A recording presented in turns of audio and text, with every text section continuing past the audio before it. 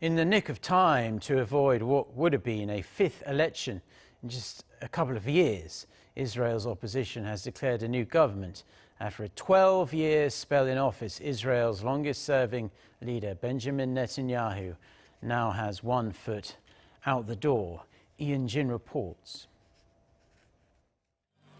Each of the past 4 elections in Israel has ended in deadlock amid efforts to unseat Prime Minister Benjamin Netanyahu, who has been the dominant player in Israeli politics over the past 3 decades.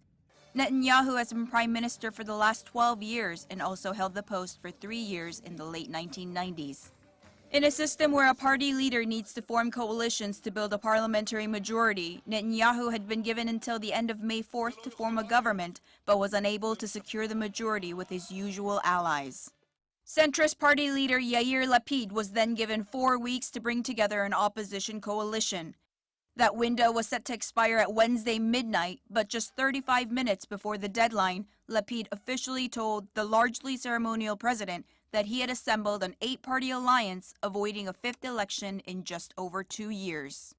In order to secure the required parliamentary majority, Lapid had to bring together 8 parties that have little in common, apart from their shared animosity towards Netanyahu. The breakthrough for Lapid came on Sunday with Naftali Bennett, a hard-right former settler leader, agreeing to join the coalition, and the final draw being the joining of Arab Islamist party Ram. Under the agreement of the coalition, Lapid and Bennett will split the job of prime minister in a rotation where Bennett is to serve the first 2 years and Lapid is to serve the final 2 years, although many doubt whether the fragile coalition will last that long.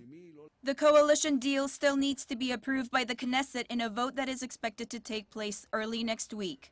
When sworn in, the new government faces considerable diplomatic, security, and economic challenges, such as the stalled peace process with the Palestinians, a war crimes probe by the International Criminal Court, and the economic recovery from the global COVID-19 pandemic. Eun-jin, Arirang News.